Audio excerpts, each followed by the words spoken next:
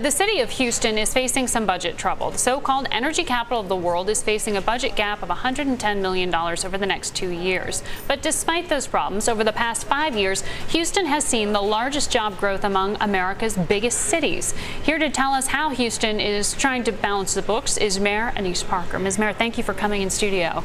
Glad to be here today. Well, it's great to talk to you because, I mean, Houston, it's the fourth most populous U.S. city. We've seen a lot of headlines about job growth, population growth in Houston, yet you are still experiencing debt issues. Well, we've had one of the fastest growing regional economies in the nation for several years now. We've been a leader in job growth across the country, but all the municipalities across the country, the states, are having budget problems. Yeah. We're a service organization. 75% of what we spend is salary and overhead.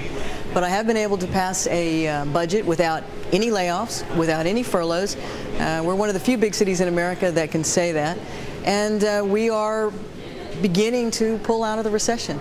We're a much more internationally based city than I think much of America realizes when you consider the oil and gas industry, moving into the energy industry, but the world's largest medical center, the largest foreign tonnage port in the United States. We have some assets that we can exploit. Well, you certainly do, but you've also got major NASA operations there. NASA's going to be experiencing some real cuts. I know 7,000 jobs could be cut in Houston because of cutbacks there. And we're working very closely with Congress on that. We have a plan in the House and in the Senate that would significantly modify the president's original budget plans for both Johnson Space Center and Kennedy Space Center, but that is a cloud on our horizon. Well, yeah, and Houston Economic Partnership is projecting that alone, along with some other issues, could depress spending in the area by $1 billion. So this offset you're talking about, give me also some perspective as to what the new proposal from the president, this $50 billion in infrastructure spending, what would that actually mean for you as the CEO of the city? How would that change hiring? How would that create jobs? Would it? Well, the NASA proposal would end the space shuttle as we know it and also end production of what's called the Constellation program and leave a gap for human spaceflight where we're just going back and forth to the International Space Station using Chinese or Russian spacecraft. The proposal in both houses of Congress is that we significantly modify that.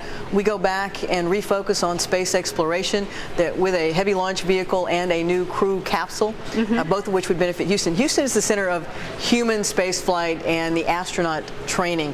So we have a significant piece, as does Kennedy in Florida.